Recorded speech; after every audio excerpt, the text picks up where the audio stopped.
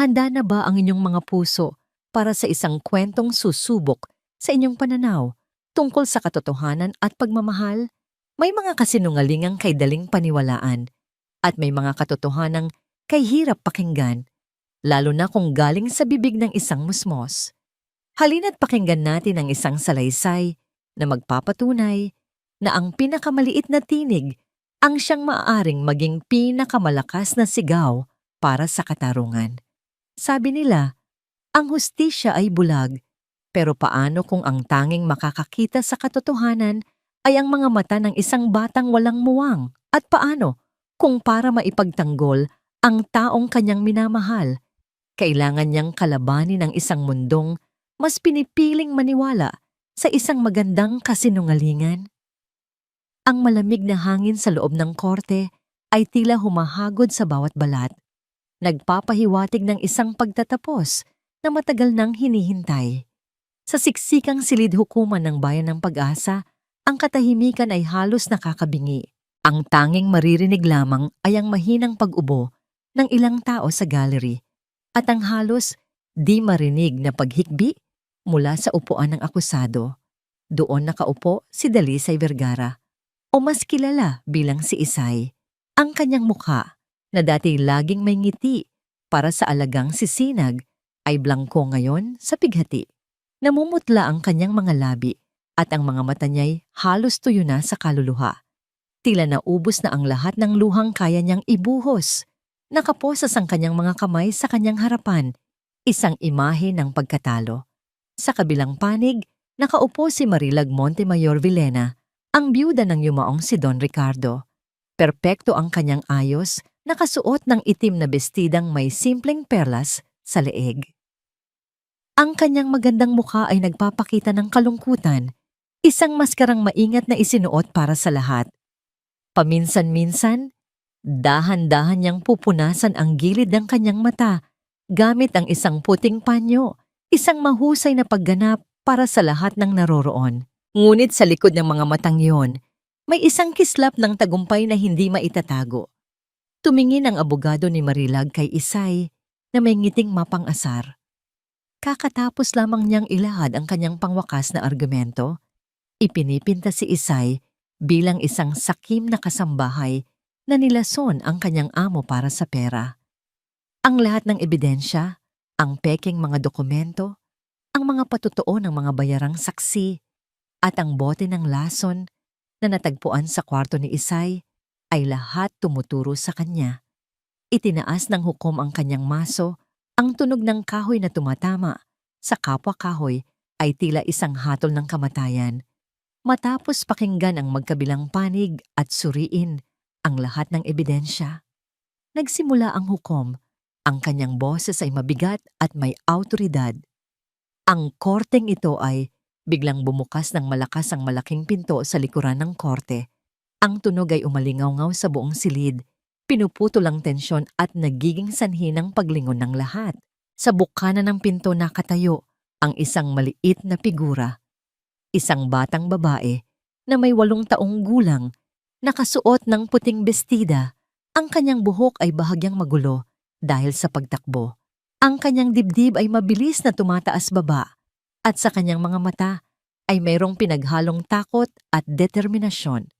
Siya si Sinag del Sol, ang nag-iisang anak ni Don Ricardo. "Ning?" bulong ni Isay.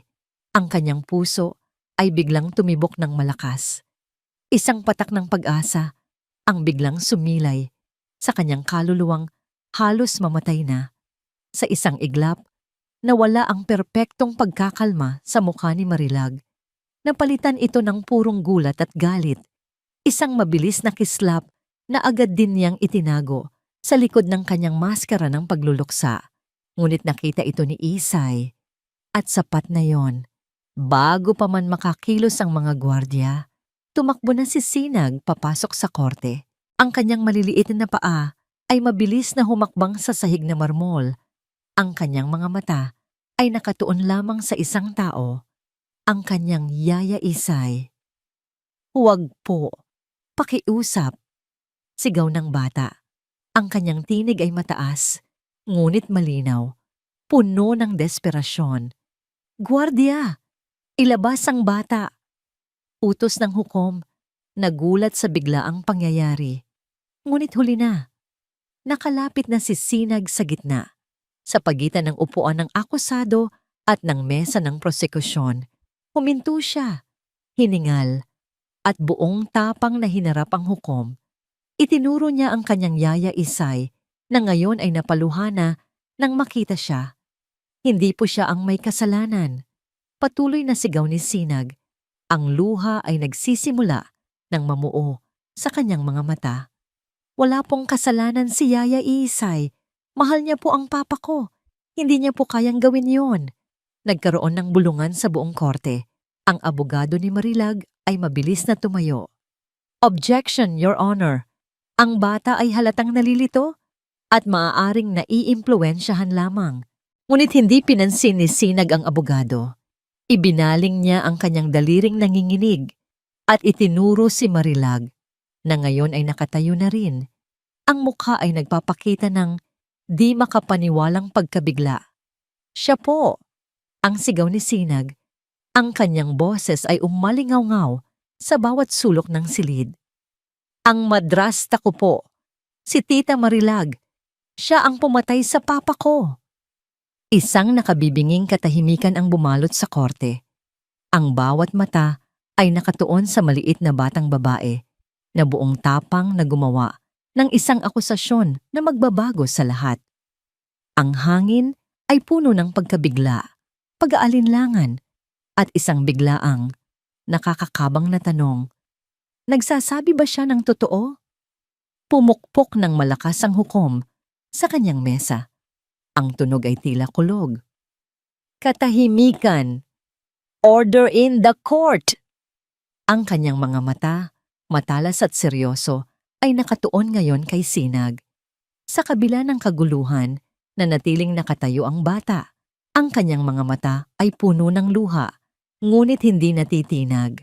Huminga ng malalim ang hukom at sa isang boses na mas mahinahon, ngunit may bigat pa rin ay nagtanong, "Anong sinasabi mo, bata?"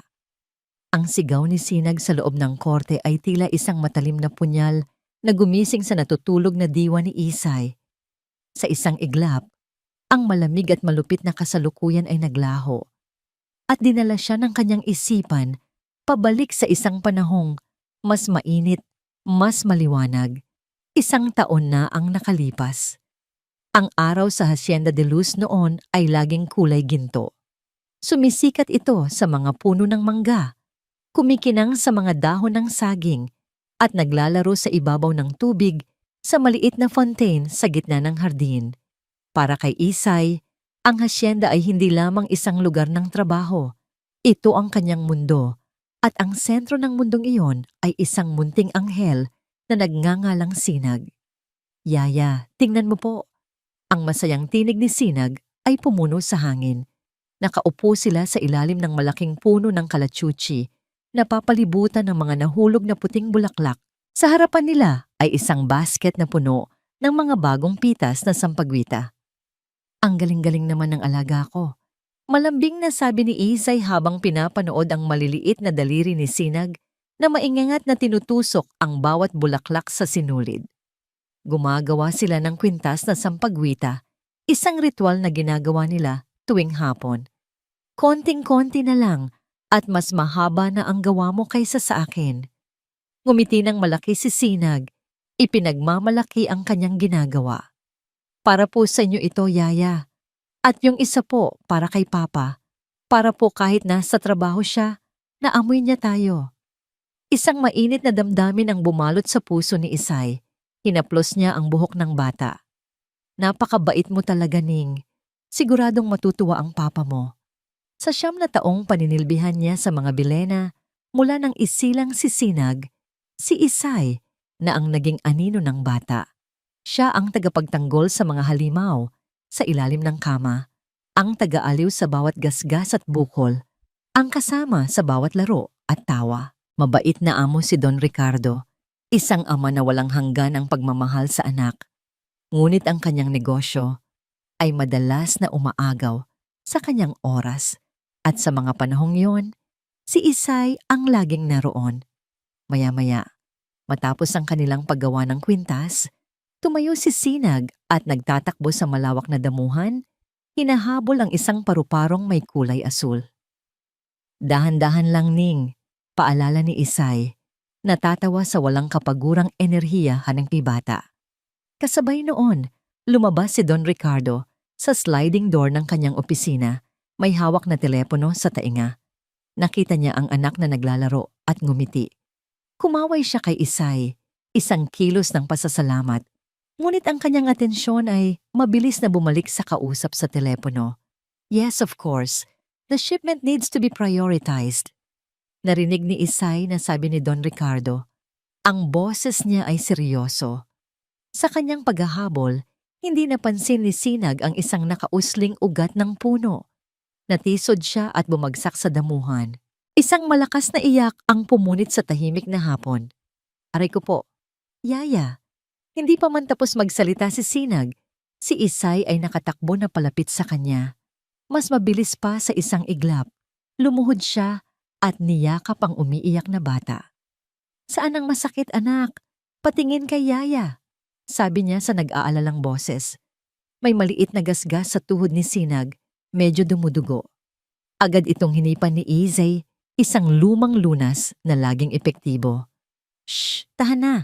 Mawawala din yan. Lalagyan natin ng gamot mamaya. Tapos bibigyan kita ng paborito mong ice cream.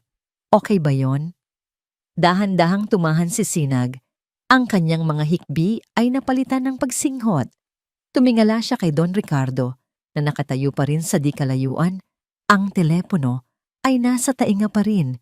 Ang mukha ay nag-aalala. Okay lang ba siya, Isay? Tanong ni Don Ricardo, medyo malakas para marinig. May kausap lang ako, importante. Tumango si Isay. Opo, Don Ricardo. Gasgas lang po. Binuhat niya si Sinag na agad yumakap sa kanyang leeg.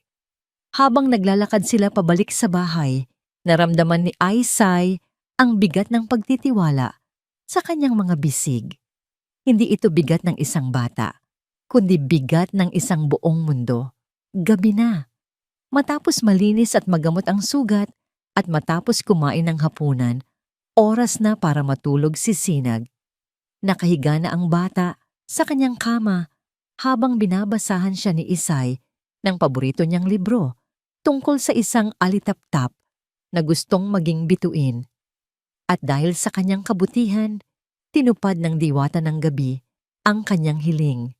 Malambing, nabasa ni Isay. Ang munting alitaptap ay naging ang pinakamaliwanag na bituin sa kalangitan. Isinara ni Isay ang libro. Ang aral, Ning, ay kahit gaano kakaliit, basta't mabuti ang puso mo, abot mo ang lahat ng pangarap mo.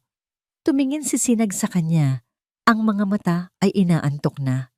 Yaya, di mo po ako iiwan, di ba? Kahit maging bituin na ako? Ngumiti si Isay at hinalikan ng noo ng bata. Kahit kailan, hinding-hindi ka iiwan ni Yaya. Dito lang ako palagi sa tabi mo. Pangako yan. Pinatay niya ang ilaw sa tabi ng kama. Nag-iwan lamang ng maliit na night lamp na hugis buwan.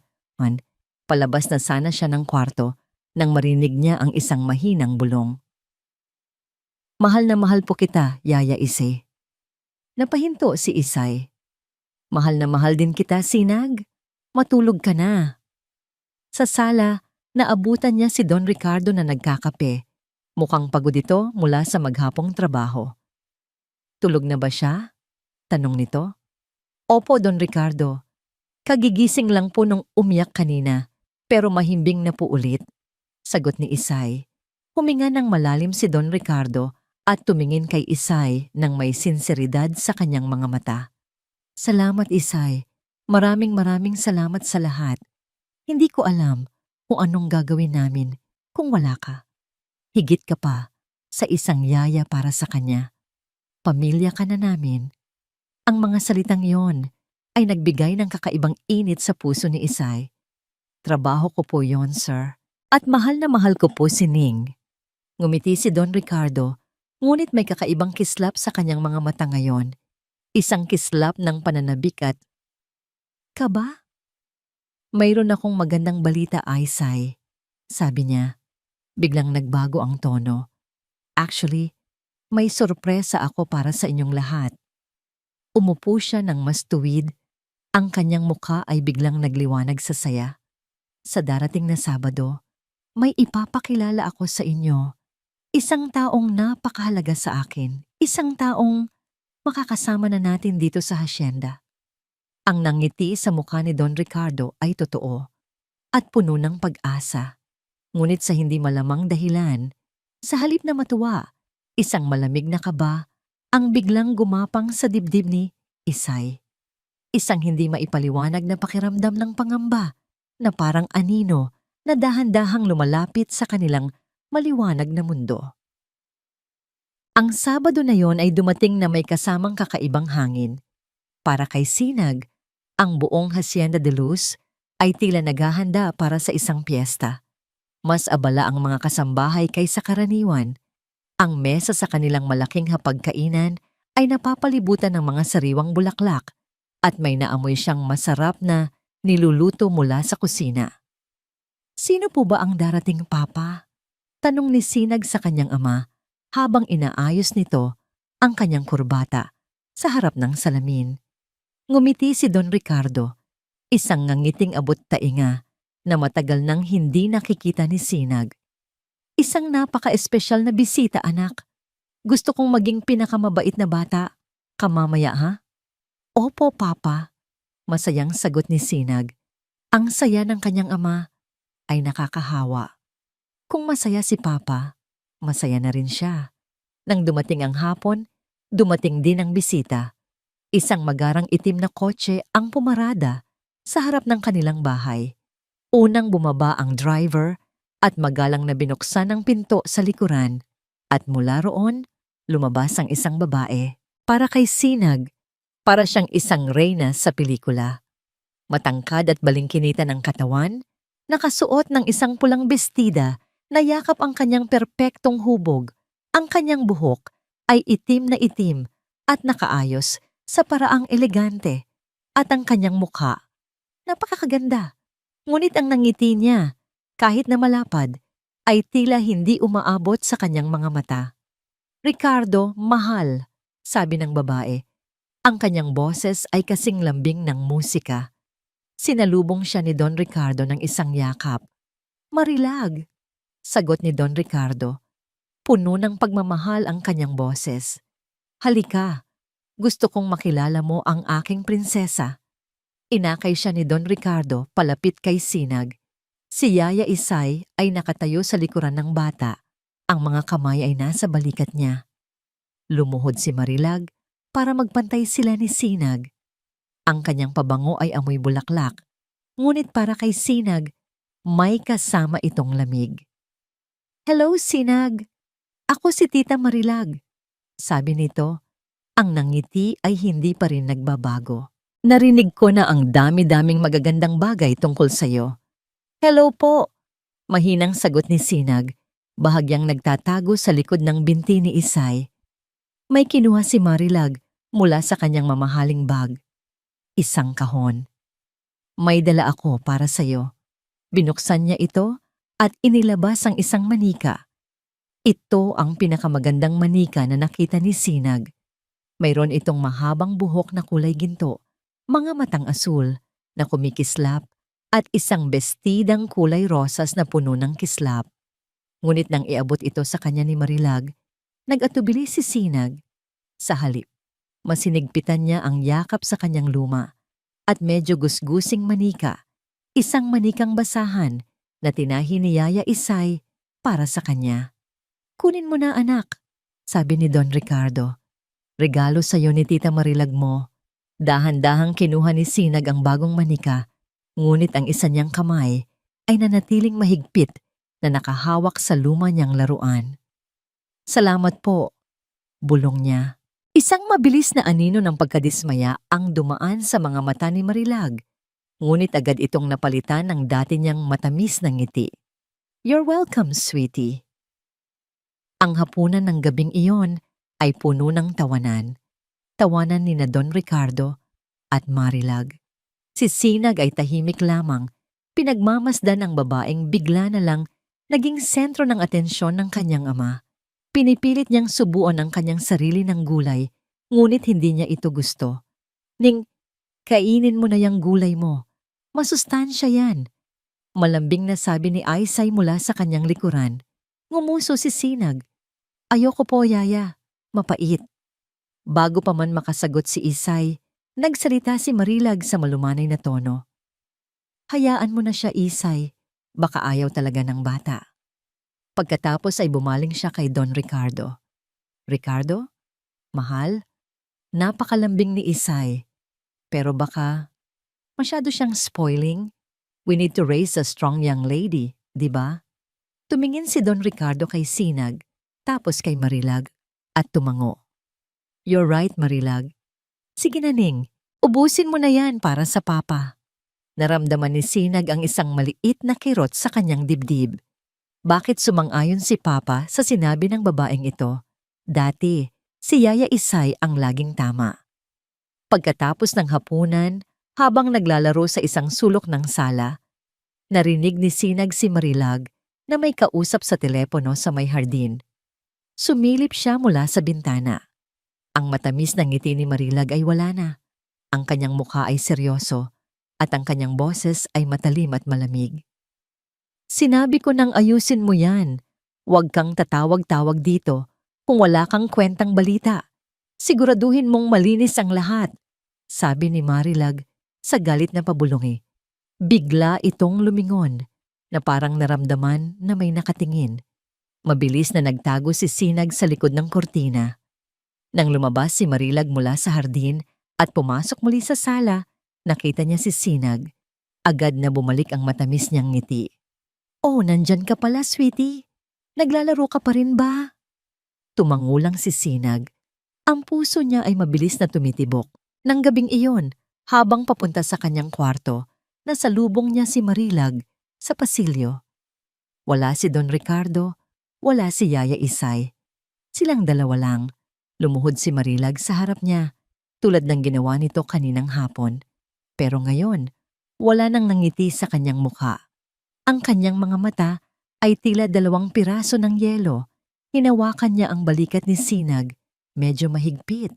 You are a smart girl, Sinag, sabi niya sa mahinang boses, halos isang bulong. Smart girls know when to be quiet. They know how to be obedient. Naiintindihan mo ba ako? Hindi nakapagsalita si Sinag. Tumango na lamang siya, ramdam ang takot na gumagapang sa kanyang likuran. Lumipas ang ilang linggo. Naging regular na bisita si Marilag sa hasyenda. Hanggang sa halos doon na siya tumira. Ang dating masayang tahanan ay unti-unting nabalot ng isang hindi nakikitang tensyon. At isang gabi, sa isang malaking hapunan, inanunsyo ni Don Ricardo ang balita. Gusto kong ibahagi sa inyong lahat, sabi niya. Hawak ang kamay ni Marilag na kami ni Marilag ay magpapakasal na. Pumalakpak ang mga bisita. Niyakap ni Isay si Sinag na parang gustong protektahan ng bata mula sa hindi niya nakikita. Sa gitna ng kasiyahan, lumapit si Marilag kay Sinag na nakatayo sa isang sulok. Nakaangkla pa rin ang ngiti sa kanyang mga labi, ngunit ang kanyang mga mata ay nagsasabi ng ibang kwento. Yumuko siya, ang kanyang mamahaling pabango ay sumasakal sa hangin at bumulong sa tainga ni Sinag sa isang tinig na para lamang sa kanilang dalawa. Mula ngayon, ako na ang reyna sa bahay na ito. Ang kasal ay naging isang malaking pagdiriwang, ngunit para kay Isay, ito ay tila isang seremonya ng pagtatapos. Ang pagtatapos ng kapayapaan sa Hacienda de Luz. Matapos ang kasal, si Marilag Montemayor ay opisyal nang naging si Ginang Villena, ang bagong reyna ng tahanan, gaya ng ibinulong niya kay Sinag. At kasabay ng pagbabago ng kanyang pangalan, tila nagbago na rin ang lahat. Ang dating masayang tawanan sa pasilyo ay napalitan ng isang formal na katahimikan. Ang mga utos ay hindi na ibinibigay ng may pakiusap, kundi may kasamang awtoridad na hindi maaring suwayin. Si Isay, na dati itinuturing na kapamilya, ay naramdaman ang dahan-dahang paglalagay ng isang pader Sa pagitan niya at ni Don Ricardo, isang pader na maingat na itinayo ni Marilag, ladrilyo, bawat ladrilyo, gamit ang matatamis na salita at mga pekeng ng ngiti. Ang unang napansin ni Isay ay ang kalusugan ni Don Ricardo. Nagsimula ito sa isang simpleng ubo na hindi nawawala. "Sir, baka kailangan niyo na pong magpatingin sa doktor." Nag-aalalang sabi ni Isay isang umaga, matapos niyang ihatid ang kape sa opisina nito at marinig ang sunod-sunod na pag-ubo ng amo. "Trabaho lang to, Isay. Sobrang pagod lang siguro," sagot ni Don Ricardo. Pilit nang ngumingiti habang minamasahe ang kanyang sentido. Sakto namang pumasok si Marilag. May dalang isang maliit na tray. "Mahal, narito na ang vitamins mo." Inilapag niya ito sa mesa at hinalikan sa noo ang asawa. "Sinabi ko na sa'yo, Ricardo, you're pushing yourself too hard." Tumingin siya kay Isay na may ngiti. "Salamat sa pag-aalala, Isay, pero ako na ang bahala sa asawa ko." Mayroong diin sa mga salitang asawa ko, isang banayad na paalala kung sino na ang may hawak ng posisyon. Naramdaman ni Isay ang kirot, isang pakiramdam na siya ay itinutulak palayo. Lumipas ang mga araw at ang simpleng ubo ay nasundan ng madalas na pagkahilo. Isang hapon, habang naglalakad sa hardin, biglang napakapit si Don Ricardo sa isang poste. Tila nawalan ng balanse. Mabilis na lumapit si Isay at Sinag. "Papa, okay ka lang po?" tanong ni Sinag. Ang mukha ay puno ng pag-aalala. "Okay lang ako, anak. Nahilo lang ako bigla," sagot ni Don Ricardo. Ngunit ang pag-aalala sa mukha ni Isay ay hindi nawala. At ang mas nakapagpabahala sa kanya ay ang reaksyon ni Marilag. Palagi itong kalmado, palaging may handang paliwanag.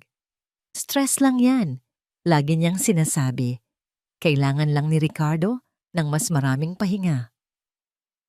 Isang linggo pagkatapos noon, ipinatawag ni Marilag si Isay sa kanilang silid. Sa ibabaw ng kanyang vanity table ay may isang eleganteng bote na gawa sa maitim na salamin.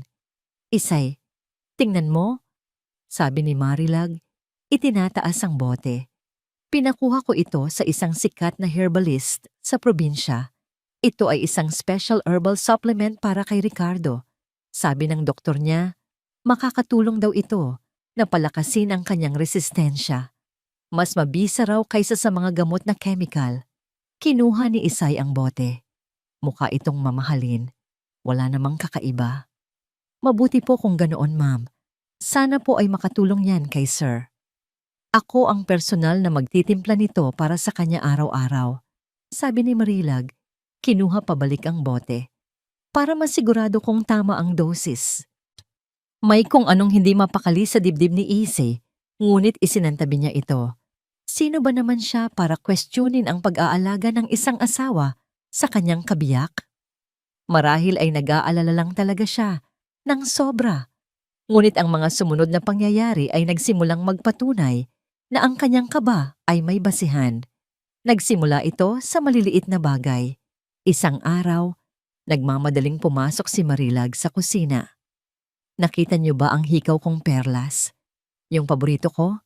Sigurado akong iniwan ko lang yon sa mesa sa sala kagabi." Nagkatinginan ang mga kasambahay. Lahat ay umiling. At pagkatapos, ang mas malaking insidente.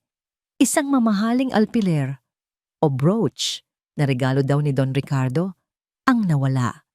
Nagkaroon ng malaking paghahanap sa buong bahay. Si Marilag ay umiiyak. Sinasabing napaka-sentimental ng bagay na yon sa kanya. "Isay," malumanay na tanong ni Don Ricardo ng gabing iyon, "ikaw ba ang huling naglinis ng kwarto namin?" "Opo, sir.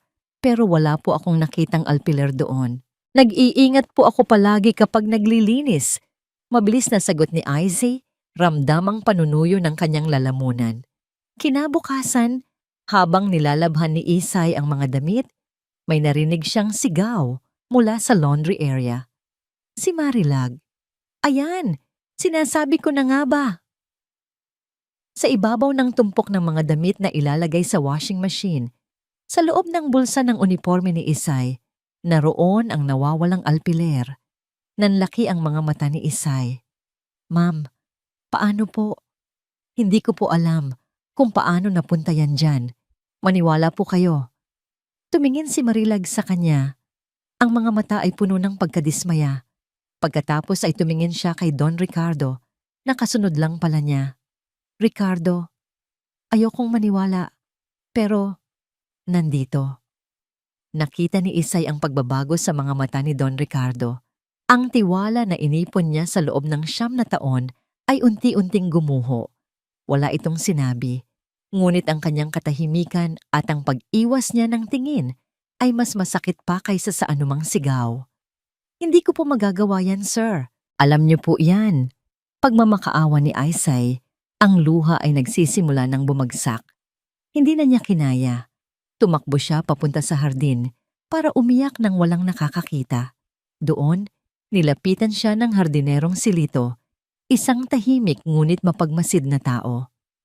Isay, huwag kang mag-alala. Alam naming lahat na hindi mo magagawa yon, sabi ni Lito.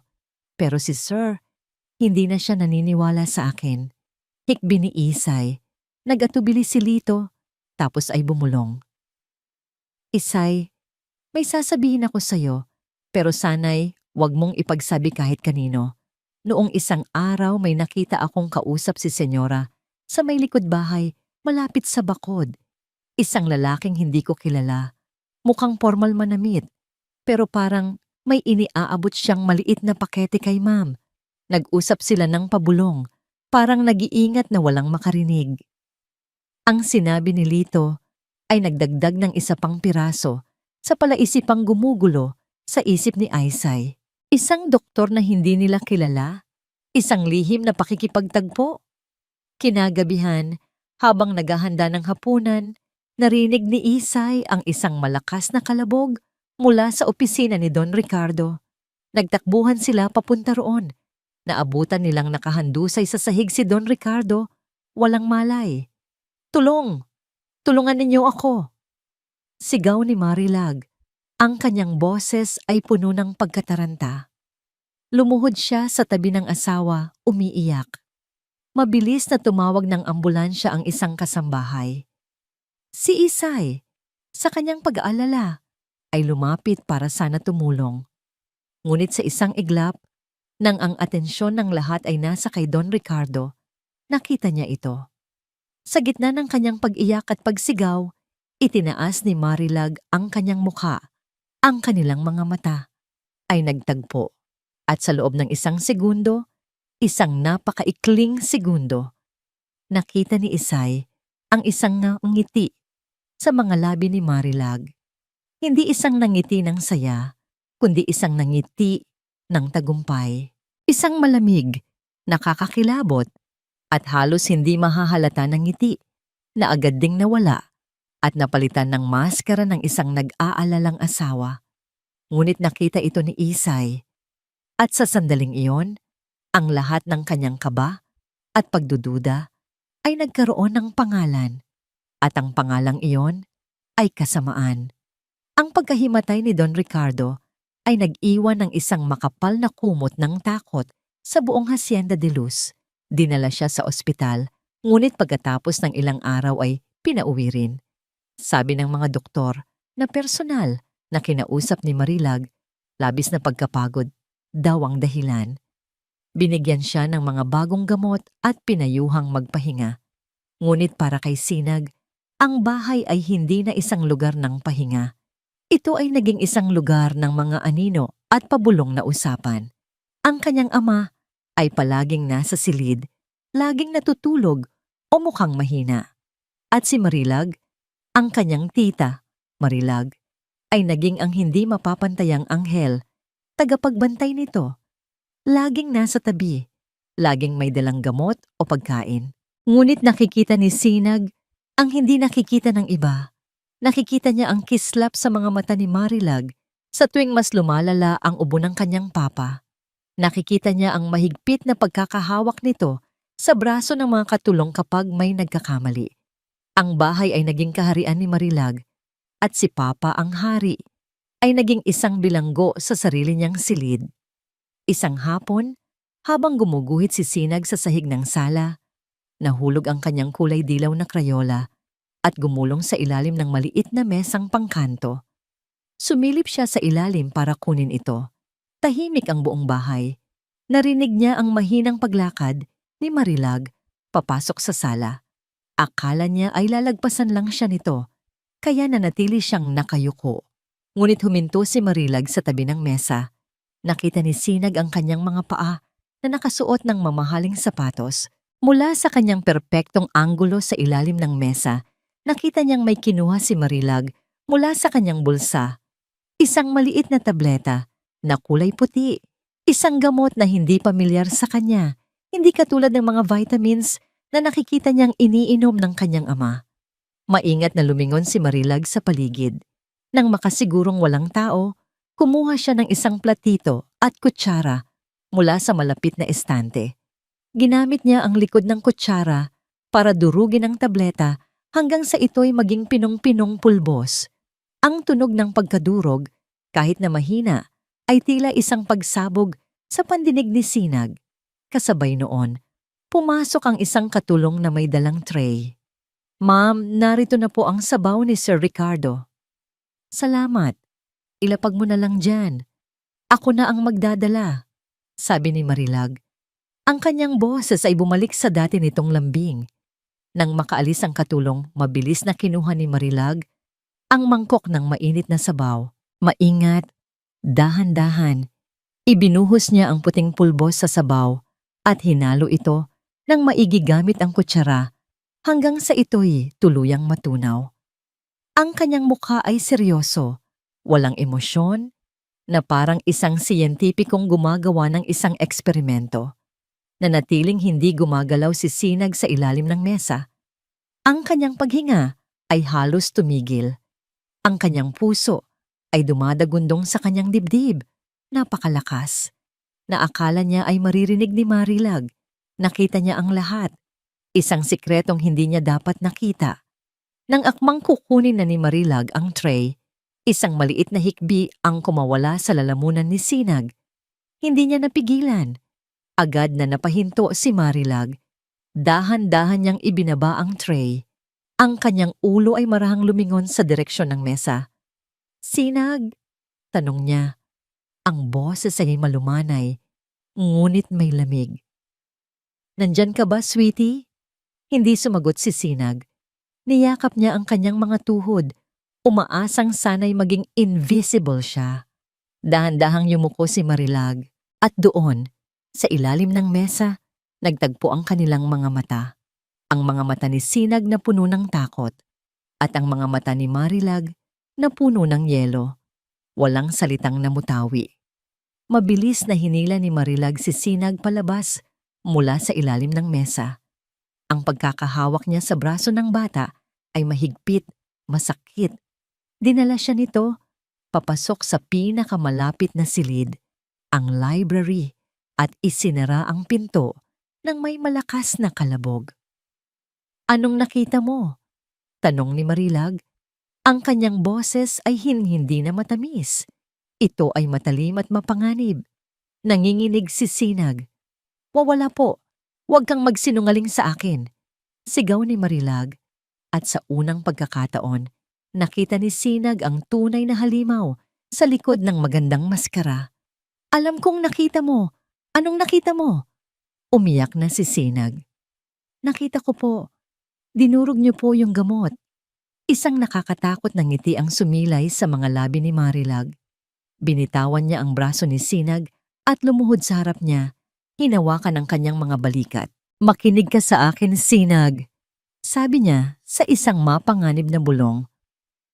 Ang mga batang nakakakita ng mga bagay na hindi nila dapat makita. Kung minsan, napapahamak ang mga taong mahal nila. Naiintindihan mo ba? Umiling si Sinag. Ang luha ay tuloy-tuloy sa pag-agos. "Mahal mo si Yaya Isay mo, di ba?" Patuloy ni Marilag. Ang kanyang mga daliri ay humihigpit sa balikat ng bata. Siya ang pamilya mo, di ba? Gagawin mo ang lahat para hindi siya mapahamak. Tama? Tumango si Sinag. Ang takot ay tuluyang bumalot sa kanyang buong pagkatao. Mabuti, sabi ni Marilag. Dahil kung may pagsasabihan ka kahit isa, kahit kay Yaya Isay mo, tungkol sa kahit anong nakita mo, sisiguraduhin kong ipadadala ko si Isay sa isang lugar na napakalayo. Isang lugar kung saan hindi mo na siya makikita. Kailanman. Pagkatapos noon, pinunasan ni Marilag ang mga luha ni Sinag gamit ang kanyang hinlalaki. Now, be a good girl at tandaan mo ang pinag-usapan natin. Lumabas si Marilag ng library na dala-dala ang tray ng sabaw na para bang walang nangyari. Iniwan si Sinag na nanginginig sa isang sulok. Nang hapong iyon, sinubukan ni Sinag na magsalita. Nakita niya si Isay na nagdidilig ng mga halaman sa hardin. Lumapit siya. Hinila ang laylayan ng damit nito. Tumingin si Isay sa kanya. Ang mukha ay puno ng pag-aalala. "Oh, Ning, bakit namumugto ang mga mata mo? Umiyak ka ba?" Sinubukang buksan ni Sinag ang kanyang bibig, ngunit ang mga salita ni Marilag ay umalingaw-ngaw sa kanyang isipan. Hindi mo na siya makikita. Kailanman. Sa halip na magsalita, yumakap na lang siya nang mahigpit kay Isay at humikbi sa kanyang dibdib. "Shh! Tahan na!" sabi ni Isay. Hinahaplos ang kanyang likod. "Namimiss mo lang ang papa mo. Huwag kang mag-alala. Gagaling din siya." Mula sa di kalayuan, nakita sila ni Lito. Nakita niya ang takot sa mga mata ni Sinag na hindi nakita ni Isay. Nakita niya ang paraan ng paglingon ng bata sa bintana ng bahay na parang may minamanmanan. Itinanim ni Lito ang hawak niyang pala sa lupa at isang malamig na kutob ang dumaloy sa kanyang ugat. Mayroong napakasamang nangyayari sa loob ng Hacienda de Luz. Maya-maya, lumabas si Marilag mula sa kusina. May hawak na isang baso ng madilim na likido. Ngumiti ito nang makita si Isay. "Isay, buti nandyan ka," sabi niya sa kanyang pinakamatamis na boses. "Pakibigay naman nito kay Ricardo. Utos ng doktor niya. Itong bagong herbal drink niya. Ako na ang maghahanda ng hapunan." Kinuha ni Isay ang baso. Walang kamalay-malay. "Sige po, ma'am." Mula sa pagkakayakap kay Isay, nakita ni Sinag ang lahat. Ang baso sa kamay ng kanyang yaya. Ang ngiti sa mukha ni Marilag. At sa sandaling iyon, naintindihan niya. Ipapainom ni Yaya Isay ang lason sa kanyang papa. At wala siyang magawa. Ang bigat ng baso sa kamay ni Isay ay tila bigat ng buong mundo. Ngunit wala siyang kamalay-malay para sa kanya. Ito ay isa lamang tungkulin, isang simpleng utos mula sa asawa ng kanyang amo. Ang likido sa loob ay may maitim na kulay, amoy pinaghalong mga dahon at ugat. Isang ordinaryong herbal drink sa kanyang paningin. "Sir Ricardo, oras na po para sa gamot ninyo," malumanay na sabi ni Isay pagpasok niya sa silid tulugan ng mag-asawa. Nakaupo si Don Ricardo sa gilid ng kama, nakatingin sa labas ng bintana. Tila malalim ang iniisip. Mas lalo siyang pumayat sa mga nagdaang linggo. Ang dating sigla sa kanyang mga mata ay napalitan ng pagod. Lumingon siya kay Isay at pilit na ngumiti. "Salamat, Isay. Ilapag mo na lang dyan sa mesa." Inutos po ni Ma'am Marilag na ipainom ko na raw po sa inyo ngayon, sabi ni Isay lumalapit. Bagong herbal drink daw po ito, utos ng doktor. Kinuha ni Don Ricardo ang baso mula kay Isay. Sandali niya itong tinitigan. Sana nga makatulong to." Tumingin siya sa tapat na mukha ni Isay. "Salamat sa lahat, Isay, sa pag-aalaga mo sa akin. At lalo na kay Sinag. Malaki ang utang na loob ko sa'yo." "Wala po yun, sir. Pamilya na po ang turing ko sa inyo," sagot ni Isay. Isang tapat na ngiti ang sumilay sa kanyang mga labi. Sa isang lagok, Inubos ni Don Ricardo ang laman ng baso. Isinauli niya ito kay Isay. Ngunit pagkatayo ni Isay, para umalis, isang tunog ang pumigil sa kanya. Isang tunog ng pag-ubo, ngunit hindi ito ordinaryong ubo. Ito ay marahas at tila nabibilaukan. Lumingon si Isay. Nanlaki ang kanyang mga mata sa takot. Si Don Ricardo ay nakahawak sa kanyang lalamunan. Ang kanyang mukha ay biglang namula at pagkatapos ay naging kulay abo. Ang kanyang mga mata ay nanlilisik sa gulat at sakit. Sinubukan niyang magsalita, ngunit mga hindi maintindihang tunog lamang ang lumabas sa kanyang bibig. "Sir! Sir! Anong nangyayari?" Sigaw ni Isay. Nabitawan ang baso na bumagsak at nabasag sa sahig. Nagsimulang manggisay si Don Ricardo. Ang kanyang katawan ay nanginginig ng marahas. Bumagsak siya mula sa kama at gumulong sa sahig. Ang bibig ay naglalabas ng bula. Ang takot ay bumalot sa buong pagkatao ni Isay. Hindi niya alam ang gagawin. Napasigaw na lamang siya ng napakalakas. "Tulong! Tulong!" Sa isang iglap, bumukas ng malakas ang pinto. Pumasok si Marilag. Hindi na may ngiti, kundi may isang perpektong maskara ng pagkasindak. Ngunit ang kanyang mga mata ay kalmado, malamig, nagmamasid. "Anong ginawa mo?"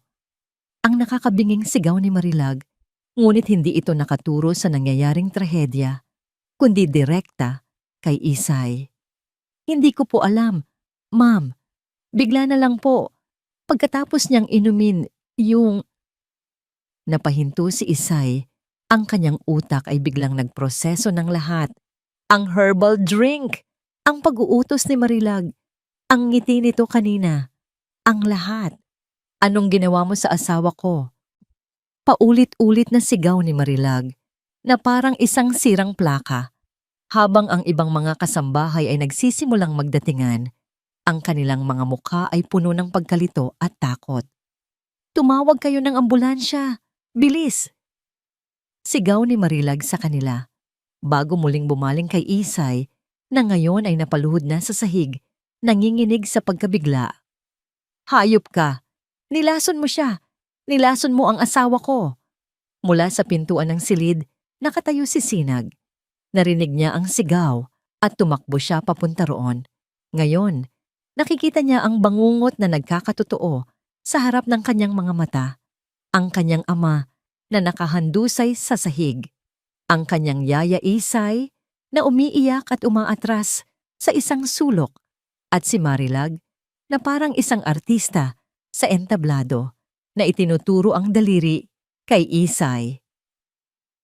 Hindi po totoo yan," bulong ni Sinag, ngunit walang nakakarinig. Ang kanyang mga paa ay tila nakapako sa sahig. Mabilis na dumating ang mga pulis, halos kasabay ng ambulansya. Ang eksena ay perpektong nakaayos. Isang naghihingalong milyonaryo, isang basag na baso sa sahig, isang asawang histerikal, at isang yaya na walang masabi, kundi, "Hindi ko po alam." "Siya," sabi ni Marilag sa mga pulis. Ang luha ay dumadaloy sa kanyang magandang mukha. "Siya ang nagpainom sa kanya. Mayroon silang alitan nitong mga nakaraang linggo. Ninakawan niya kami. Ngayon, ito naman ang ginawa niya." "Hindi po totoo yan." Sa wakas ay nakasigaw si Isay. "Ma'am, maawa po kayo. Kayo po ang nag-utos sa akin na ibigay yan." "Sinungaling," ganti ni Marilag. "Halughugin ninyo ang kwarto niya. Sigurado akong may makikita kayo." Sinunod ng mga pulis. At gaya ng inaasahan, sa ilalim ng kama ni Isay, sa loob ng isang maliit na kahon ng sapatos, natagpuan nila ang isang maliit na bote na may lamang pulbos. Mayroon itong etiketa na may bungo at 2 butong nag-krus, lason para sa daga. Isang ebidensyang itinanim doon ni Marilag. Ilang araw na ang nakalipas. Gumuho ang mundo ni Isay. Walang sino man ang maniniwala sa kanya. Ang lahat ay nakaplano. Siya ang ginawang salarin. Pinusasan ng mga pulis ang kanyang mga kamay. Habang hinihila siya palabas ng silid, ang kanyang mga mata ay desperadong hinanap ang isang tao. Si Sinag. Nakita niya ang bata na nakatayo pa rin sa may pintuan. Ang mukha ay basang-basa sa luha. Ang katawan ay nanginginig sa takot. Nagtama ang kanilang mga mata. Sa mga mata ni Sinag, nakita ni Isay ang katotohanan. Alam ng bata. Alam niya. Alagaan mo ang sarili mo, Ning. Sigaw ni Isay habang hinihila siya palayo ng mga pulis sa pasilyo. Mahal na mahal ka ni Yaya. Sumara ang pinto ng police car nang may malakas na kalabog. Ang tunog na yon ay ang tunog ng pagtatapos ng kanyang buhay at kalayaan. Ang tunog ng perpektong krimen. Sa loob ng bahay lumapit si Marilag kay Sinag na naiwang nakatulala. Lumuhod siya at niyakap ito. Ngunit ang yakap ay hindi mainit. Ito ay malamig at may kasamang babala. Kita mo na, Sinag. Bulong ni Marilag sa tainga ng bata. Ito ang nangyayari sa mga taong hindi sumusunod. Tahan na, mula ngayon, ako na ang mag-aalaga sa'yo. Ang tunog ng sirena ng ambulansya at police car na papalayo ay ang huling tunog ng dating mundo ni Sinag. Nang mawala ang mga tunog na yon, ang naiwan ay isang katahimikang mas nakakabingi pa kaysa sa pinakamalakas na sigaw. Isang katahimikang amoy kamatayan, pagkakanulo, at kasinungalingan. Hindi na nailigtas si Don Ricardo. Opisyal na idineklara ang kanyang pagkamatay bago pa man makarating sa ospital. Ang dahilan, matinding pagkalason, at ang nag-iisang suspek, si Dalisay Isay Vergara, ay agad na ikinulong. Para sa labas ng mundo, ang Hacienda de Luz ay naging isang lugar ng trahedya. Si Marilag Villena, ang magandang byuda, ay naging simbolo ng isang pusong nawasak. Ang kanyang mga larawan sa dyaryo ay nagpapakita ng isang babaeng nagluluksa. Ang kanyang mga mata ay laging namumugto sa likod ng itim na bilog. Ngunit sa loob ng mga pader ng hasyenda, ang realidad ay ibang-iba. Ang Hacienda de Luz ay naging kaharian ni Marilag at si Sinag ang kanyang bilanggo. Ang libing ni Don Ricardo ay isang malaking palabas. Dumating ang lahat ng importanteng tao sa bayan ng Pag-asa. Si Marilag, sa kanyang itim na bestida, ay tumanggap ng bawat pakikiramay na may kasamang mga hikbi at nanginginig na pasasalamat. Si Sinag ay nakatayo sa tabi niya, isang maliit na estatwa na nakasuot din ng itim. Ang kanyang mukha ay blanko. Hinawakan siya ni Marilag sa balikat sa buong seremonya. Isang imahe ng isang mapagmahal na madrasta na umaalo sa naulilang bata. Ngunit ang pagkakahawak ni Marilag ay hindi malambing. Ito ay mahigpit, isang babala, isang paalala kung sino ang may kontrol. Pagkatapos ng libing, nagsimula ang tunay na impyerno para kay Sinag. Ang kanyang kwarto, na dati puno ng liwanag at mga laruan, ay naging kanyang selda. Hindi na siya pinapayagang maglaro sa hardin. Ang kanyang mga araw ay ginugugol sa loob ng bahay, palaging nasa ilalim ng mapagmasid na mga mata ni Marilag. O nang bago nitong personal na katulong, isang babaeng may matalim na tingin na hindi kailanman ngumingiti. Isang araw, pumasok ang abogado ng kanyang ama sa bahay para kausapin si Sinag. Para lang ito sa investigasyon, sabi ng abogado. Bago sila iwanang mag-usap, lumuhod si Marilag sa harap ni Sinag. Hinaplos niya ang pisngi ng bata, ngunit ang kanyang mga mata ay malamig. Sinag, mahal, alam kong nalilito ka pa, bulong niya. Sapat lang para marinig nilang dalawa.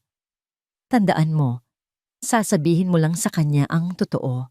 At ang totoo ay, nakita mong naglagay si Yaya Isay mo ng kung anong bagay sa inumin ng papa mo, tama ba? Tumingin si Sinag sa mga mata ni Marilag. Nakita niya ang banta.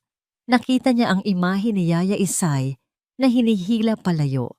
Tumango siya ng dahan-dahan. Sa harap ng abogado, ganoon nga ang sinabi niya. Isang kasinungalingang masakit bigkasin na parang mga bubog na dumadaan sa kanyang lalamunan. Pagkatapos, umalis ang abogado na may pagtango. Kontento na sa kanyang narinig. At si Marilag ay ngumiti.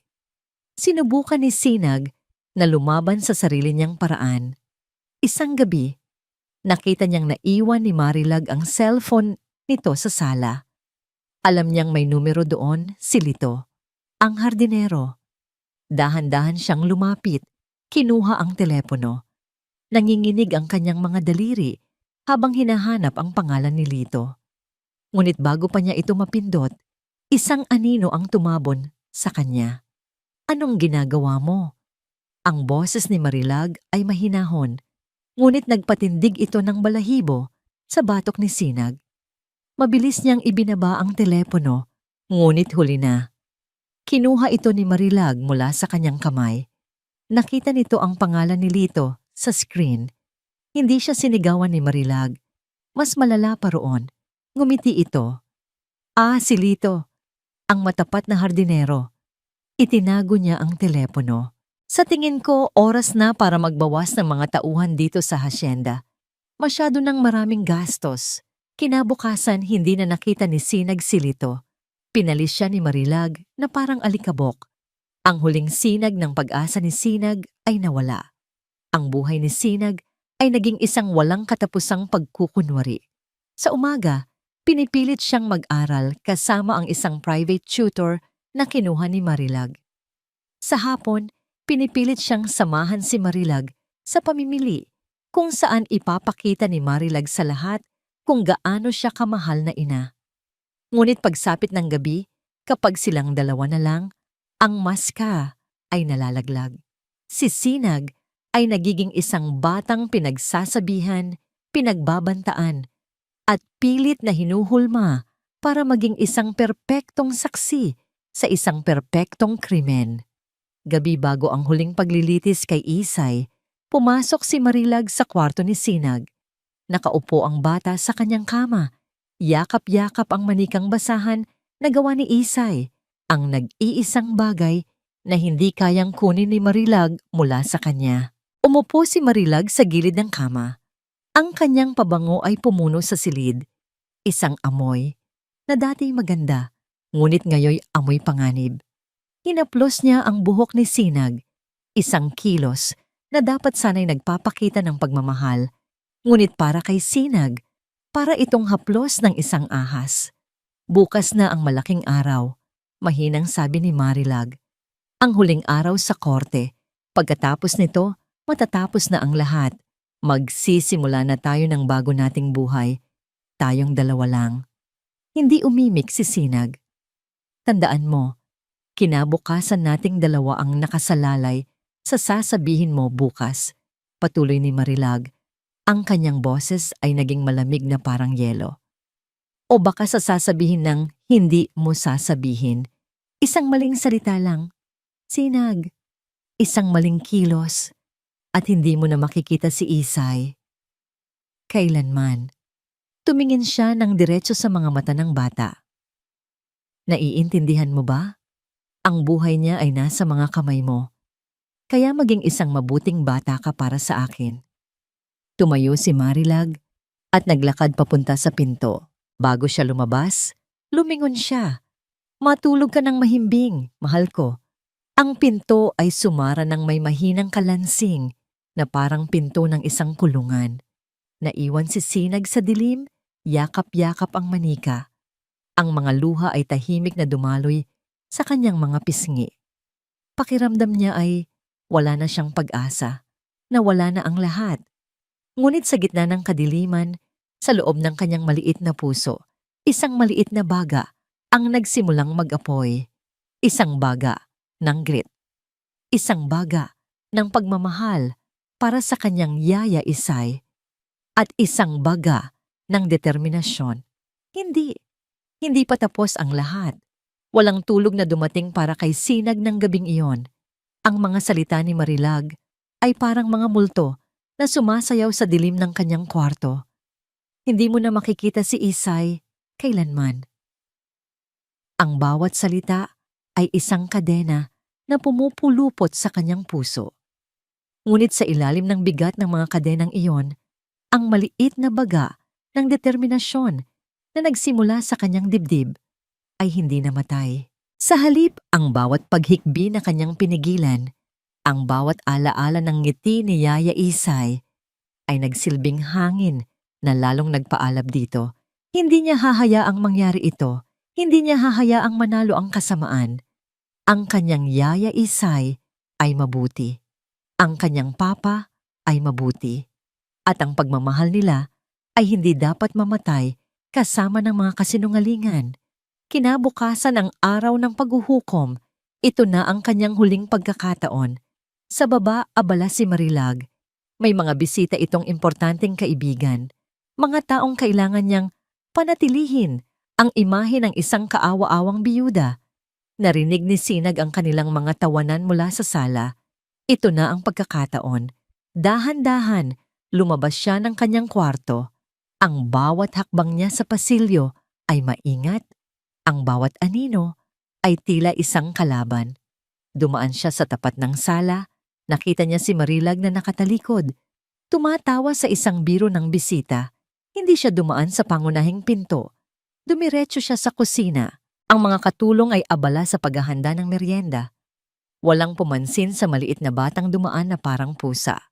Ang target niya, ang bintana sa likod ng lababo. Maliit ito, pero sapat na para sa kanya. Maingat niyang itinulak ang isang upuan palapit. Umakyat siya, nanginginig ang mga binti. Ang trangka ng bintana ay medyo kinakalawang at matigas. Ginamit niya ang lahat ng kanyang lakas para itulak ito pataas. Gumawa ito ng isang maliit na langit-ngit. Napahinto si Sinag. Ang puso niya ay kumakaripas sa kanyang dibdib. Lumingon siya. Walang nakapansin. Itinulak niya ang bintana hanggang sa bumukas ito ng sapat. Sumiksik siya palabas. Ang kanyang bestida ay sumabit ng bahagya sa isang pako, ngunit hinila niya ito ng malakas. Bumagsak siya sa malambot na damuhan sa labas. Hindi niya ininda ang sakit. Tumayo siya at tumakbo. Tumakbo siya nang hindi lumilingon, papunta sa likod ng malawak na hardin, sa direksyon ng mga lumang bodega, kung saan madalas magpahinga ang mga hardinero noon. Alam niyang wala na roon si Lito. Tinanggal na siya ni Marilag, ngunit saan siya hahanapin? Sa kanyang pagtakbo, may narinig siyang isang tunog, isang pagputol ng kahoy. Nagmula ito sa lumang bodega ng mga gamit sa hardin, isang lugar na halos hindi na ginagamit. Dahan-dahan siyang lumapit. Sumilip siya sa siwang ng pinto na gawa sa kawayan. At doon, nakita niya ito. Si Lito. Nagtatabas ito ng kahoy, ang kanyang mukha ay seryoso. Mukhang mas matanda ito ngayon, mas maraming guhit ng pag-aalala sa noo. Tila hindi na ito nakatira sa loob ng hasyenda, ngunit malapit pa rin. Nagbabantay, naghihintay. Kuya Lito. Ang boses ni Sinag ay isang bulong, ngunit sapat na yon. Napahinto si Lito. Dahan-dahan siyang lumingon. Nang makita niya si Sinag, nanlaki ang kanyang mga mata. Mabilis niyang ibinaba ang hawak na itak. Ning, anong ginagawa mo dito? Delikado. Sinalubong siya ni Lito. Nang makalapit si Sinag, hindi na niya napigilan ang sarili. Ang lahat ng takot, lahat ng sakit, lahat ng kasinungalingan na kinimkim niya sa loob ng maraming linggo ay bumuhos. Niyakap niya ang mga binti ni Lito at humagulgol ng napakalakas. Kuya Lito, tulong po. Si Tita Marilag po. Siya po ang may kasalanan sa lahat. Siya po ang pumatay kay Papa. Nakita ko po. Nakita ko po ang lahat. Ang kanyang mga salita ay putol-putol. Sinasabayan ng kanyang mga hikbi. Lumuhod si Lito at niyakap ang bata. Ang kanyang malalaki at magagaspang na kamay ay marahang humaplos sa likod ni Sinag. Shhh! Alam ko, Ning.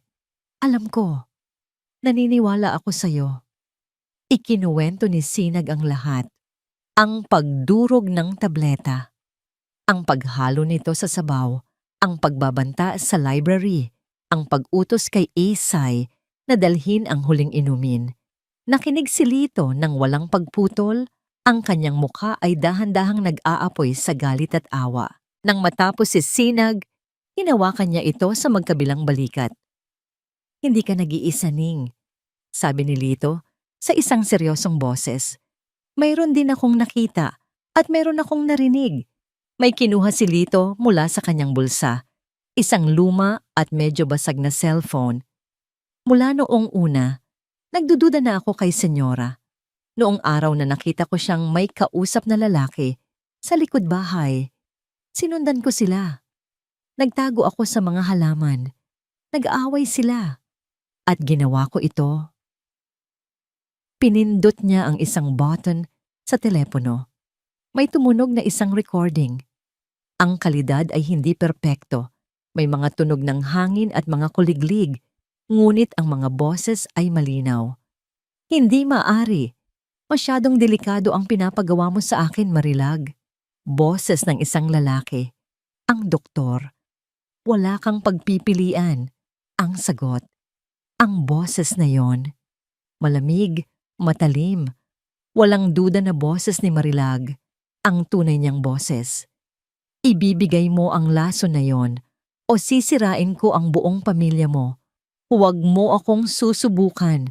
Pinatay ni Lito ang recording. Nanlaki ang mga mata ni Sinag, hindi sa takot, kundi sa pagkamangha. Ang lason na nakita niyang dinurog, ang banta na kanyang narinig sa library, ang lahat ng kasamaang kinimkim niya sa kanyang dibdib. Lahat ng yon ay totoo. At ngayon, mayroon ng katibayan. Hindi lamang siya ang nakakaalam. Narinig niyo po, bulong ni Sinag. Ang kanyang boses ay nanginginig ngunit puno ng bagong pag-asa. Narinig niyo po talaga si Tita Marilag. Tumango si Lito. Ang kanyang mukha ay seryoso at determinado. Matagal ko nang tinago yan, Ning. Natakot ako.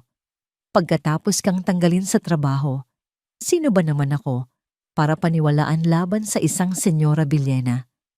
Isang hamak na hardinero lang ako. Baka ako pa ang baliktarin at pagbintangan. Huminga siya ng malalim. Pero mali ako na nanahimik lang. Araw-araw, kinakain ako ng konsensya ko habang alam kong si Isay ang nagdurusa sa kulungan para sa kasalanang hindi niya ginawa. Naghintay ako ng tamang pagkakataon, ng tamang panahon, at ang pagdating mo ngayon, ito na siguro ang senyales. Hinawakan niya ang maliliit na kamay ni Sinag. Ang kanyang mga palad ay magaspang dahil sa trabaho, ngunit ang hawak niya ay puno ng proteksyon at tiwala. Ning, makinig kang mabuti, sabi niya. Ang recording na ito ay malakas na ebidensya. Pero kung ako lang mag-isa, ang maglalabas nito, maaaring sabihin nilang peke ito. Nagawa-gawa ko lang. Pero kung ikaw, ang anak ni Don Ricardo, ang magsasabi ng lahat ng nakita mo, at kung iparirinig ko ito bilang suporta sa'yo, baka sakaling pakinggan tayo ng korte. Ang plano ay nagsimulang mabuo sa kanilang mga isipan. Isang plano na mapanganib, isang sugal na ang nakataya ay ang kalayaan ni Isay at ang kanilang mga buhay. Ano po ang gagawin natin? Tanong ni Sinag. Ang kanyang boses ay hindi na boses ng isang batang takot, kundi boses ng isang munting sundalo na handa ng lumaban. Kailangan mong bumalik sa loob ng bahay nang hindi ka niya napapansin. Magpanggap kang natutulog o naglalaro lang sa kwarto mo. Huwag kang magpapahalata ng kahit ano, utos ni Lito. Bukas, sasama ka sa kanya sa korte. Nandun din ako, sa likod, magmamasid. Lumuhod si Lito para magpantay ang kanilang mga mata. Ang kanyang tingin ay seryoso, puno ng bigat ng kanilang gagawin. Ning, makinig ka. Bukas, sa korte, lahat sila ay magsisinungaling. Sasabihin nilang masama si Yaya Isay mo. Sasabihin nilang nalilito ka lang dahil sa nangyari. Susubukan ka nilang takutin. Hinigpitan niya ang hawak sa mga kamay ng bata. Pero ang katotohanan ay nasa panig natin. At mas malakas yon kaysa sa kahit anong kasinungalingan nila. Inabot niya ang kanyang lumang cellphone kay Sinag. Itago mo to. Huwag mong ipapakita kahit kanino. Kapag nasa korte na tayo, hintayin mo ang senyales ko. Ngunit agad din niyang binawi. Hindi. Masyadong delikado. Ako na ang magtatago nito. Ang kailangan ko lang sa'yo ay ang tapang mo. Tumayo siya at ginulo ang buhok ng bata. Sige na, bumalik ka na. At tandaan mo, huminto si Lito. At ang kanyang huling mga salita ay tila isang basbas at isang mabigat na responsibilidad na iniatang sa mga balikat ng isang 8 taong gulang na bata. Kailangan mong maging matapang bukas, Ning. Kapag tinawag ka nila, iyon na ang pagkakataon natin. Ang tanong ng hukom ay bumitin sa hangin. Isang tanikalang humihila sa lahat pabalik sa kasalukuyan. Anong sinasabi mo, bata? Para kay Isay, na kanina pa'y lumulutang sa dagat ng mga alaala, ang sigaw ni Sinag ay isang salbabida at isang ankla ng sabay. Inangat nito ang kanyang espiritu mula sa pagkakalunod sa kawalan ng pag-asa, ngunit kasabay nito'y ibinagsak siya sa isang bagong takot. Ang takot para sa kaligtasan ng bata. Ang munting anghel niya ay sumusuong sa isang lungga ng mga demonyo para sa kanya. Lahat ng mata sa korte ay nakatuon ngayon kay Sinag. Ang mga bulungan ay naging isang malakas na ugong. Si Marilag, na sandaling natigilan, ay mabilis na nakabawi. Tumingin siya sa kanyang abogado. Isang halos hindi mahahalata na pagtango ang ibinigay. Agad na tumayo ang abogado. Your Honor, with all due respect, sabi ng abogado, ang kanyang boses ay kalmado, ngunit may pahiwatig ng pangiinsulto. Ang bata ay malinaw na dumadaan sa isang matinding trauma. Ang kanyang ama ay namatay sa kanyang harapan. Siya ay nalilito. Ang kanyang mga sinasabi ay produkto ng isang isipang ginugulo ng pighati. Hindi ito maaring ituring na isang seryosong testimonya. Ngunit hindi inalis ng hukom ang kanyang tingin kay Sinag. Hayaan natin siyang magsalita. Tumingin siya sa bata. Bata, lumapit ka dito. Nanginginig ang mga binti ni Sinag habang naglalakad siya palapit sa pwesto ng mga saksi. Ang bawat hakbang ay tila isang milya ang layo. Dinaanan niya ang kanyang yaya Isay. Nakita niya ang mga luha sa mata nito, mga luha ng takot at pagmamahal. Nagbigay ito sa kanya ng lakas. Tumingin siya kay Marilag. Nakita niya ang galit sa mga mata nito. Nakatago sa likod ng isang maskara ng pag-aalala. Lalo siyang naging determinado. Itaas mo ang iyong kanang kamay, sabi ng clerk ng korte. Ginawa ni Sinag. Nangangako ka bang magsasabi ng totoo, buong katotohanan, at walang iba kundi ang katotohanan? Opo, sagot ni Sinag. Ang kanyang boses ay maliit ngunit matatag. Magsalita ka, bata, sabi ng hukom. Sabihin mo sa amin ang lahat. Huminga ng malalim si Sinag. Naalala niya ang usapan nila ni Kuya Lito. Kailangan mong maging matapang. Noong hapon bago pumamatay si Papa, nagsimula siya. Ang kanyang boses ay nanginginig sa simula. Naglalaro po ako sa sala. Nagtago po ako sa ilalim ng mesa. Tumingin siya ng diretso kay Marilag. Nakita ko po si Tita Marilag. May kinuha po siyang tableta. Dinurog niya po yon. Pagkatapos, may dumating na sabaw para kay Papa.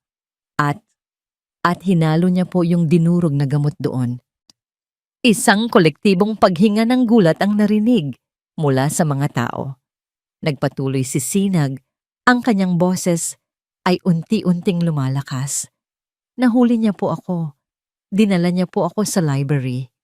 Sabi niya po sa akin, kung magsasabi daw po ako sa kahit sino, ipapadala niya daw po si Yaya Isay sa malayo, sa lugar na hindi ko na po siya makikita. Tinakot niya po ako. Sa puntong yon, tumayo na ang abogado ni Marilag. Ang kanyang mukha ay puno ng pagkagalit. Objection! Ito ay isang kwentong gawa-gawa lamang ng isang bata. Overruled, kalmadong sabi ng hukom. Magpatuloy ka, bata. Nagsimula ng mamasa ang mga mata ni Sinag. Tapos po, yung huling inumin ni Papa, yung herbal drink. Si Tita Marilag po ang nagbigay noon kay Yaya Isay. Inutusan niya po si Yaya. Wala pong alam si Yaya. Hindi na napigilan ni Sinag ang kanyang mga luha. Ang bigat ng lahat ng kanyang nakita at naramdaman ay bumuhos. At iyon na ang pagkakataong hinihintay ng abogado. Dahan-dahanan siyang lumapit kay Sinag na parang isang lobong papalapit sa isang tupa. "Sinag," sabi niya sa pinakamalumanay niyang boses. "Mahal na mahal mo ang papa mo, tama ba?"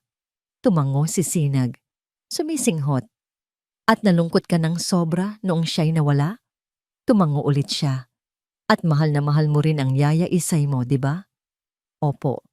Hikbi ni Sinag. "Hindi ba't di ba totoo, Sinag?" Patuloy ng abogado. Ang kanyang boses ay nagsimulang tumalas na dahil sa sobrang lungkot mo at sa sobrang pagmamahal mo sa yaya mo, handa kang gumawa ng kahit anong kwento para lang mailigtas siya. Baka naman, naisip mo lang ang lahat ng ito dahil gusto mo ng isang taong sisisihin sa pagkawala ng papa mo? "Hindi po totoo yan," sigaw ni Sinag. "Nakita ko po." "Nakita mo nga ba?" Biglang sigaw ng abogado. Ang kanyang boses ay dumagundong sa korte. Natigilan si Sinag sa gulat. "O baka naman may nagsabi lang sa'yo na sabihin niyo ang mga yan. Sabihin mo sa amin, Sinag. Sino ang nagturo sa'yo ng mga kasinungalingang ito?" Ang atake ay masyadong biglaan, masyadong malupit para sa isang bata. Bumuhos ang iyak ni Sinag. Ang kanyang tapang ay biglang gumuho, napalitan ng takot at pagkalito ng isang batang sinisigawan at hindi pinaniniwalaan. Hindi na siya makasagot, tanging mga hikbi na lang ang lumalabas sa kanyang bibig. Sa sandaling iyon, dahan-dahang tumayo si Marilag mula sa kanyang upuan. Ang kanyang mga mata ay puno ng luha. Ang kanyang mukha ay larawan ng isang nasasaktang ina. "Tama na po," sabi niya sa hukom. Ang kanyang boses ay basag sa pag-iyak. "Naaawa na po ako sa bata. Your Honor, pinapatawad ko na po siya." Lumingon siya sa lahat ng tao sa korte. "Pinapatawad ko po ang aking stepdaughter. Siya ay isang bata lamang na nawalan ng ama at naghahanap ng kasagutan. Huwag na po natin siyang pahirapan pa. Malinaw po na ang lahat ng ito ay isang malungkot na pantasya lamang." Ang eksena ay perpekto. Isang biyudang puno ng pag-unawa at pagpapatawad. Isang batang umiiyak na hindi na makapagsalita. At isang akusado na muling nalagay sa gitna ng lahat ng sisi. Para kay Isay, ang sandaling pag-asa na kanyang naramdaman ay namatay na parang kandilang hinipan ng hangin. Nakita niya si Sinag na niyayakap ng isang court officer. Umiiyak pa rin. Nakita niya ang mga mapanuring tingin ng mga tao na ngayon ay kumbinsido na sa kwento ni Marilag. Natalo na sila. Ang huling barahan nila ay naubos na at wala itong nagawa. Ang hukom ay umubo para makuha ang atensyon ng lahat. Ang kanyang mukha ay seryoso, walang mababakas na emosyon. Tumingin siya kay Sinag, pagkatapos ay sa prosekusyon. Ito ay isang seryosong akusasyon mula sa isang bata. Sabi niya, ang kanyang boses ay mabigat. Ngunit kung walang matibay na ebidensya, napahinto ang hukom sa pagsasalita. Hinahayaan ang bigat ng kanyang mga salita na bumalot sa buong silid. Isang matamis, halos hindi mahahalata, nangiti ang unti-unting namuo sa mga labi ni Marilag habang pinagmamasdan niya ang eksena sa kanyang harapan. Ang umiiyak na si Sinag, ang talunang si Isay, ang kumbinsidong hukom. Perpekto. Ang lahat ay naaayon sa kanyang plano. Tapos na ang laro. Nanalo na siya. Sa wakas, ang yaman ng mga Vilena, ang hasyenda, ang kapangyarihan, lahat ay mapapasa kanya na. Nang walang anumang anino ng pagdududa. Ang mga salita ng hukom, kung walang matibay na ebidensya, ay musika sa kanyang pandinig. isang formalidad na lamang bago tuluyang isara ang kaso at ipadala si Isay sa impyerno kung saan ito nararapat. Itinaas na ng hukom ang kanyang maso. Ito na. Ngunit bago pa man tuluyang makapukpok ng maso ang hukom, isang boses ang pumutol sa katahimikan. Your Honor, paumanhin po sa abala. Ang boses ay hindi malakas, ngunit ito ay matatag at puno ng paggalang, kaya't nakuha nito ang atensyon ng lahat. Nanggaling ito sa likurang bahagi ng korte mula sa hanay ng mga ordinaryong manonood. Dahan-dahang lumingon ang lahat. Doon, dahan-dahang tumayo si Lito manalastas. Ang dati nilang hardinero. Nakasuot lamang siya ng simpleng polo shirt at pantalon. Ang kanyang hitsura ay hindi nababagay sa formalidad ng korte, ngunit ang kanyang mga mata ay hindi natitinag. Sino ka? Tanong ng hukom, bahagyang naimbierna sa pagkaantala. Kumunot ang noo ni Marilag. Si Lito? Anong ginagawa ng basurang yan dito? Isang maliit na kaba ang nagsimulang kumiliti sa kanyang dibdib, ngunit mabilis niya itong iwinaksi. Ano naman ang magagawa ng isang hamak na hardinero? Ako po si Lito Manalastas, Your Honor. Dati po akong hardinero sa Hacienda de Luz, sagot ni Lito. Ang kanyang boses ay nanginginig ng bahagya, ngunit ang kanyang determinasyon ay buo. Mayroon po sana akong nais ipakita sa korte, isang ebidensya na makakatulong para malaman ang buong katotohanan. Natawa ng mahina ang abogado ni Marilag. Objection, Your Honor. This is highly irregular. Sino po ba ang taong ito para bigla na lang magpresenta ng ebidensya sa gitna ng paglilitis? Ngunit ang hukom ay tila naging interesado. Anong klaseng ebidensya ang sinasabi mo, Ginoong Manalastas? Hindi sumagot si Lito. Sa halip, dahan-dahan siyang naglakad papunta sa harapan. Sa kanyang kamay, hawak niya ang kanyang luma at basag na cellphone. Bawat hakbang niya ay tila isang dagundong sa pandinig ni Marilag. Ang maliit na kaba ay lumalaki na, nagiging isang halimaw ng takot. Hindi maaari. Your Honor, kung maaari ko lang pong gamitin ang sound system ng korte. Pakiusap ni Lito sa clerk. Sa isang senyas mula sa hukom, pinayagan siya. Nanginginig ang kamay ni Lito habang ikinakabit niya ang isang maliit na wire mula sa kanyang cellphone papunta sa audio input ng korte. Isang maliit na tunog ng feedback ang umalingaw-ngaw na nagpatigil sa lahat ng bulungan.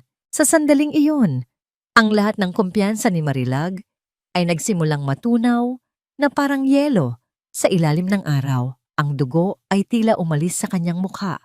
Ang kanyang paghinga ay naging mabilis at mababaw. Tumingin siya kay Sinag na ngayon ay tumahan na sa pag-iyak at nakatingin kay Lito na may pag-asa sa mga mata.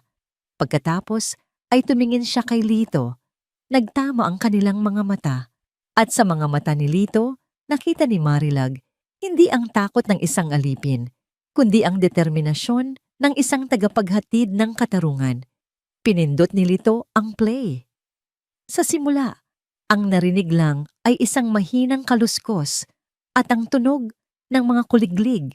Ngunit pagkatapos, isang boses. Boses ng isang lalaki, puno ng takot. Hindi maaari. Masyadong delikado ang pinapagawa mo sa akin, Marilag. Napasinghap si Marilag. Ang kanyang mga mata ay nanlaki sa pagkabigla. Nagsimula siyang umiling, isang desperadong kilos ng pagtanggi. At pagkatapos, ang pangalawang boses, ang boses na yon. Walang duda, ito ang kanyang boses. Ngunit hindi ito ang kanyang boses na malambing at kaakit-akit. Ito ang tunay niyang boses. Malamig, matalim, walang kaluluwa, at puno ng purong kasamaan. Wala kang pagpipilian. Ang sigaw na yon ay umalingaw-ngaw sa bawat sulok ng korte na parang isang kulog mula sa impyerno. Ang bawat salita ay isang punyal na sumasaksak sa katahimikan. Ibibigay mo ang lason na iyon o sisirain ko ang buong pamilya mo. Huwag mo akong susubukan. Pagkatapos ng huling salita, pinatay ni Lito ang recording. Ang sumunod ay isang katahimikang mas mabigat pa kaysa sa kamatayan. Walang humihinga, walang gumagalaw. Ang lahat ng tao sa korte, ang hukom, ang mga abogado, ang mga manonood, maging ang mga guwardiya, ay nakatingin sa iisang tao. Ang kanilang mga mukha ay pinaghalong gulat, pagkasuklam, at di makapaniwala. Ang maskara ni Marilag ay tuluyang nabasag. Ang kanyang magandang mukha ay nabalot na ngayon ng purong takot. Ang kanyang mga labi ay nanginginig. Sinusubukang bumuo ng mga salita na hindi lumalabas. Hindi, peke yan. Gawa-gawa lang yan. Bulong niya, ngunit ang kanyang boses ay halos hindi marinig. At sa isang iglap ng purong desperasyon, ginawa niya ang huling magagawa ng isang hayop na na-corner. Tumalikod siya at tumakbo. Sinubukan niyang tumakbo papalabas ng korte. Ngunit bago pa man siya makalayo, humarang na sa kanyang daraanan ang 2 pulis. "Bitawan niyo ako!" Sigaw niya, nagpupumiglas na parang isang baliw. Ang kanyang elegante at perpektong ayos ay naglaho na, napalitan ng isang desperadong halimaw na nahuli sa bitag. Habang pinupusasan ang kanyang mga kamay sa likod, ang kanyang mga mata ay naghahanap. Nakita niya si Isay na dahan-dahang tumatayo. Ang mga luha ng pag-asa ay dumadaloy na sa kanyang pisngi. Nakita niya si Sinag na nakatayo sa tabi ni Lito. Ang maliit nitong muka ay nagpapakita ng tapang na bumuwag sa kanyang kaharian. Isang sigaw na puno ng galit at pagbabanta ang kumawala mula sa lalamunan ni Marilag. Isang sigaw na hinding-hindi malilimutan ng lahat ng naroroon. "Hindi pa tayo tapos. Babalikan ko kayo. Lahat kayo." Ang mga sigaw ni Marilag ay dahan-dahang humina habang hinihila siya palabas ng korte, papalayo sa buhay na kanyang ninakaw at papunta sa isang kinabukasang puno ng rehas at pagsisisi. Ang pagkawala niya ay nag-iwan ng isang vacuum sa silid, isang katahimikan na hindi na puno ng tensyon, kundi ng pagkamangha at isang malalim na paghinga ng kolektibong kaluwagan. Para kay Isay, ang bawat segundo ay tila isang panaginip. Ang mga posa sa kanyang mga kamay ay biglang naging napakabigat. Isang paalala ng bangungot na malapit nang matapos. Tumingin siya sa kanyang mga palad, sa mga markang iniwan ng malamig na bakal. Pagkatapos, itinaas niya ang kanyang tingin. Sa kabilang panig ng silid, nakita niya si Sinag, ang munting anghel na lumaban para sa kanya. Ang bata ay hindi na umiiyak. Nakatayo ito sa tabi ni Lito. Ang kanyang maliliit na balikat ay tuwid. Ang kanyang mga mata ay nakatuon lamang sa kanya. Sa mga matang iyon, nakita ni Isay ang isang tapang na higit pa sa edad nito. Isang pagmamahal na kayang bumuwag ng anumang kasinungalingan. Muling pumukpok ang hukom ng kanyang maso. Ngunit ngayon, ang tunog ay hindi na isang banta, kundi isang deklarasyon. Dahil sa mga bagong ebidensyang iniharap sa korteng ito, sabi ng hukom, ang kanyang boses ay malinaw at may awtoridad. Ang recording at ang testimonya ng batang si Sinag del Sol, ang hatol sa kasong ito, ay binabawi. Tumingin siya ng diretso kay Isay, at sa unang pagkakataon, nakita ni Isay ang isang pahiwatig ng simpatya sa mga mata ng hukom. "Ginang Dalisay Vergara, ikaw ay pinapawalang sala sa lahat ng paratang laban sa iyo. Ikaw ay malaya na." Ang mga salitang iyon, "ikaw ay malaya na." Para kay Isay, ang mga salita ay tila hangin na muling pumuno sa kanyang mga baga na matagal nang walang laman. Isang mainit na agos ang dumaloy sa kanyang buong katawan. Hindi niya namalayan. Ang mga luha ay kusa ng bumuhos mula sa kanyang mga mata. Ngunit hindi na ito mga luha ng pighati. Ito ay mga luha ng pasasalamat, ng kaluwagan, ng purong-purong saya. Isang court officer ang lumapit sa kanya at may kabaitang inalis ang mga posas. Ang tunog ng pagkalas ng bakal ay ang pinakamagandang musikang narinig ni Isisay sa buong buhay niya. Iginilid niya ang kanyang mga pulsuhan Nararamdaman ang dugo na muling dumadaloy ng malaya. Pagkatayo niya, ang kanyang mga binti ay nanginginig pa rin. Hindi dahil sa takot, kundi dahil sa bigat ng emosyong kanyang nararamdaman. Ang unang hinanap ng kanyang mga mata ay si Sinag. Kasabay noon, tumakbo na ang bata. Yaya! Ang sigaw na yon ay pumuno sa buong korte, isang sigaw ng purong pagmamahal. Sinalubong ni Isay ang kanyang alaga sa gitna ng silid. Nagyakap sila. Isang yakap na puno ng pangungulila. Isang yakap na naghilom sa lahat ng sugat. Isang yakap na nagsasabing, nandito na ako, hindi na kita iiwan. Tapos na, Ning. Tapos na. Bulong ni Isay sa buhok ng bata, habang siya mismo ay humahagulgol na parang isang bata. Salamat, anak. Salamat. Niligtas mo ako. Sabi ko po sa inyo, hindi ko po kayo iiwan. Sagot ni Sinag, ang kanyang mukha ay nakasubsob sa balikat ni Isay. Mula sa di kalayuan, nakatayo si Lito. Tahimik na pinapanood ang eksena. Ang kanyang karaniwang seryosong mukha ay mayroong isang maliit, halos hindi mahahalata, ngunit tapat na nangiti. Nagtama ang kanilang mga mata ni Isay. Sa isang tingin, ipinadama ni Isay ang isang pasasalamat na hindi kayang sabihin ng mga salita. Tumango lamang si Lito, isang kilos na nagsasabing, walang anuman, ito ang tama.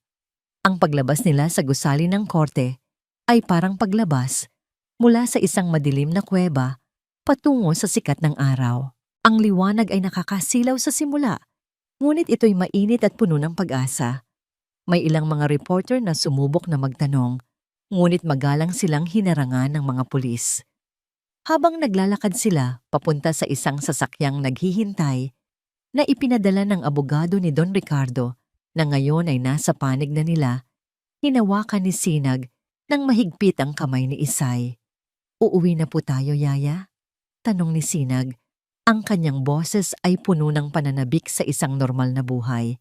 Ngumiti si Isay, isang tunay na ngiti na matagal nang nawala sa kanyang mukha.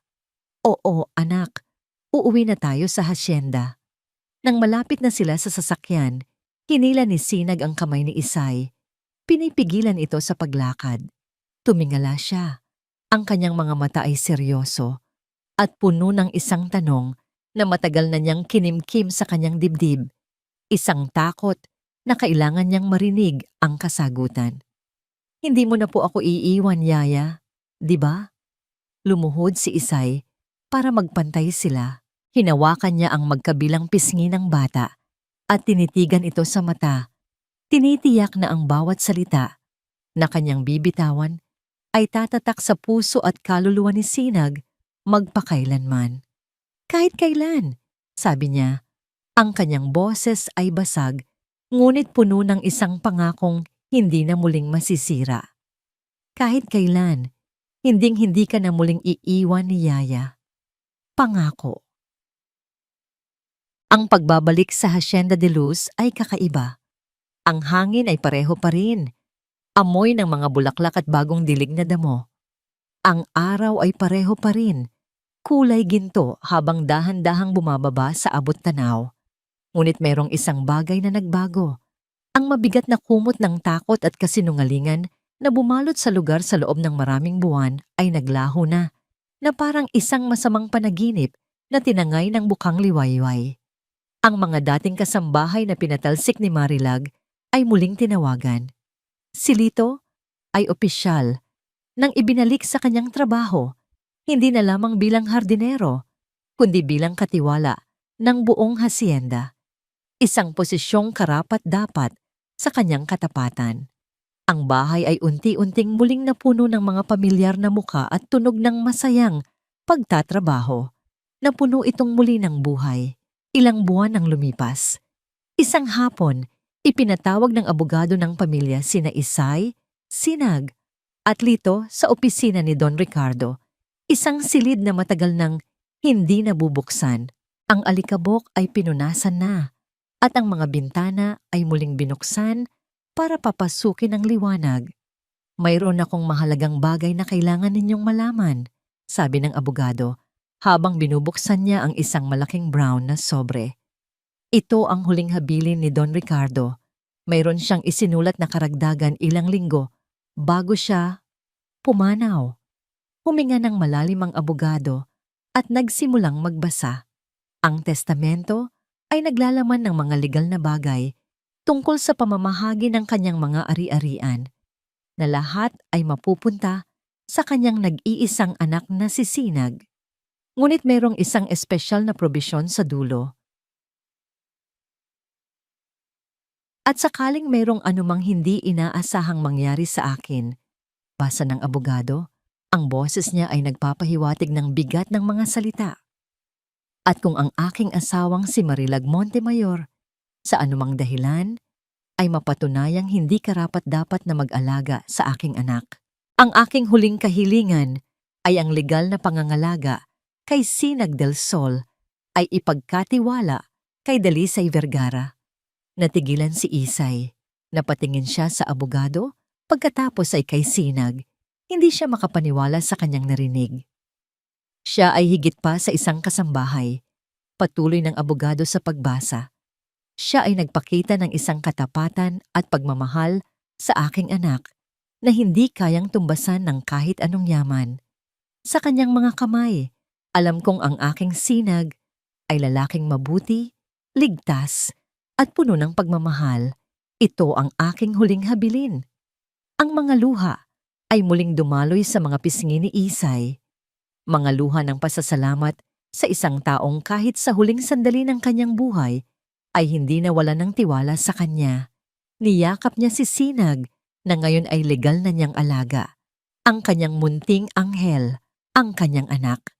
Pagkatapos ng pagpupulong, habang papalabas sila ng opisina, nagkasabay sina Isay at Lito sa pasilyo. Mayroong isang ngiting nahihiya, ngunit puno ng kahulugan sa pagitan nila. Salamat ulit, Lito.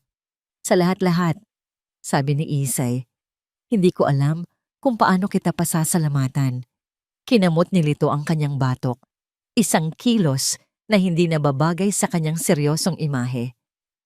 Wala yon, Isay. Ginawa ko lang ang tama. Sandali siyang nag-atubili. Kung kailangan niyo ng tulong sa pag-aalaga kay Ning o sa kahit ano, nandito lang ako.